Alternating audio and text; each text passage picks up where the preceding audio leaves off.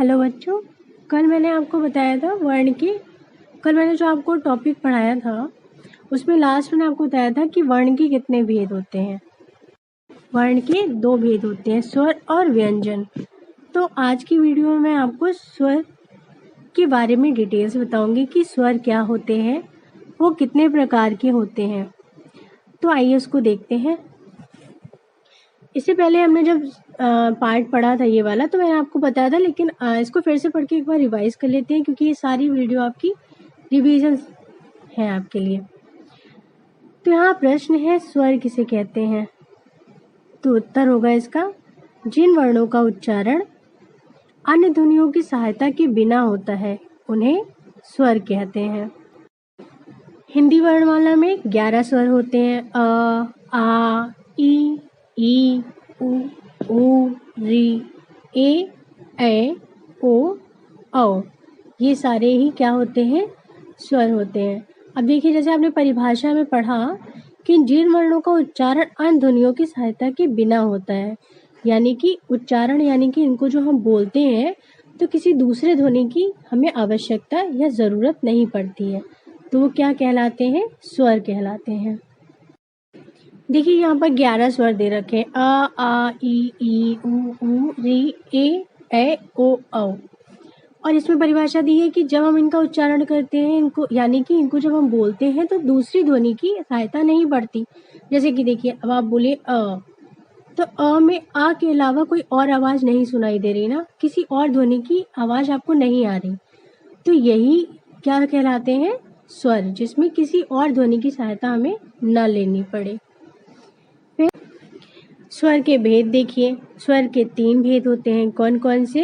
ह्रस्व स्वर, दीर्घ स्वर और प्लुत स्वर। इन तीनों के बारे में एक एक करके मैं आपको बताती हूँ। आइए फिर आगे देखते हैं। पहले जानेंगे ह्रस्व स्वर के बारे में। तो ह्रस्व स्वर क्या होता है?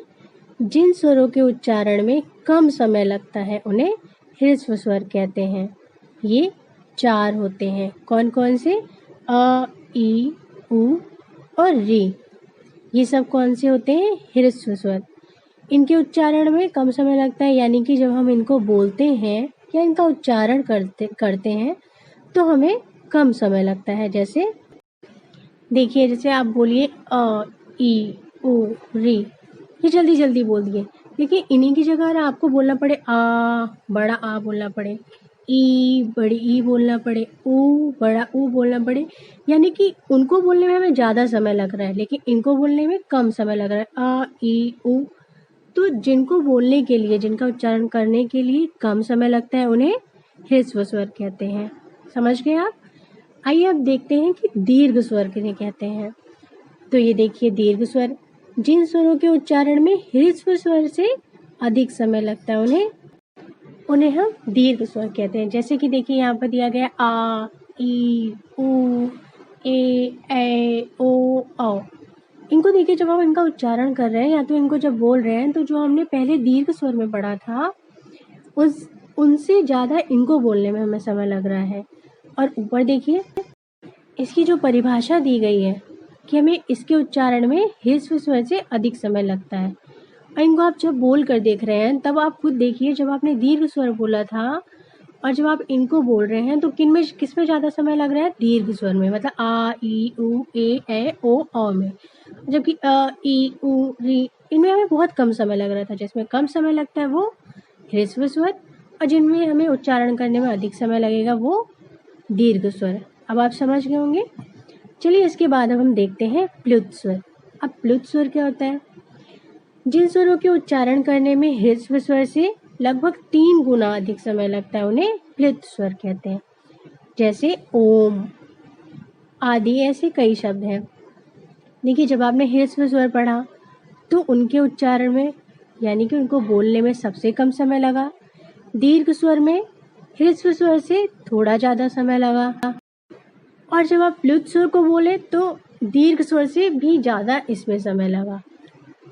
तो जिसमें कम समय लगता है वो क्या होंगे? ह्रस्व स्वर।